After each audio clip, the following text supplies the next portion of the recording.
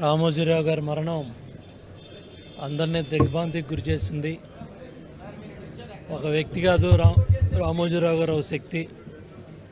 అక్షరాన్ని ఆయుధంగా చేసుకొని ఈనాడు అనే దినపత్రిక, ఈటీవీ ఛానల్స్, అదేవిధంగా ఈటీవీ భారత్ ఇవాళ దేశం మొత్తాన్ని కూడా అన్ని భాషల్లో కూడా 13 భాషల్లో మరి ఆయన సాధించిన విప్లవం చరిత్రలో మరి ఎవరికి కూడా దక్కన అరుదైన అవకాశం.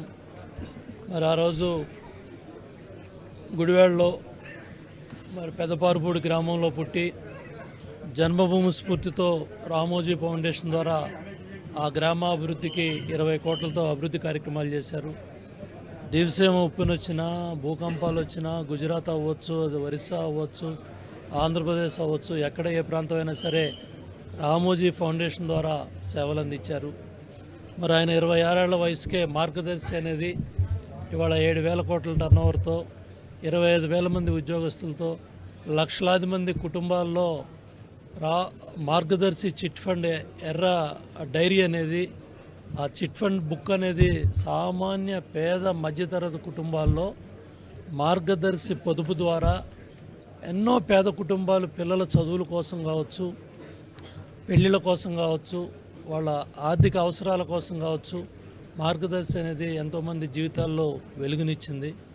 అట్లాగే 50 ఏళ్ళు ఒకప్పుడు దినపత్రిక అంటే షాప్కి వెళ్ళో దుకాణానికి వెళ్ళి చదువుకునే పరిస్థితుల్లో 1974లో ఆయన విశాఖపట్నంలో డాల్ఫిన్ హోటల్స్, అక్కడ మరి ఆతిథ్య రంగంలో కూడా ఆయన ఉన్నారు. ఆ ఈనాడు పత్రిక విశాఖ తీరంలో ప్రారంభమైంది. ఇవాళ దేశంలో తెలుగు మీడియాలో, దేశ మీడియాలో ప్రాంతీయ పత్రిక దేశ స్థాయిలో మరి వాళ్ళ ఇంత పెద్ద ఎత్తున అక్షర విప్లవాన్ని